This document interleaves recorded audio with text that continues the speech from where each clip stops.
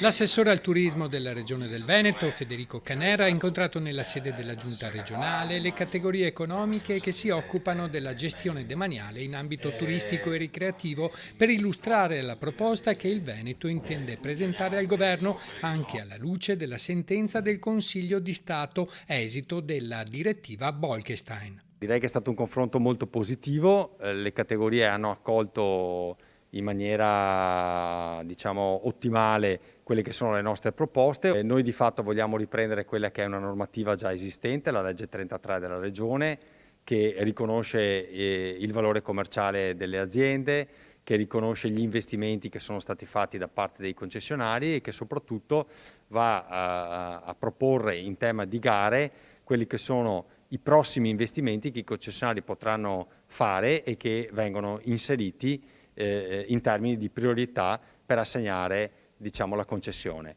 Inoltre abbiamo inserito il tema dell'avviamento, che non è mai stato considerato e che per la prima volta in una legge si vede. Soddisfazione per l'incontro anche da parte delle categorie turistico-balneari presenti che hanno dato piena ed ampia disponibilità alla Regione.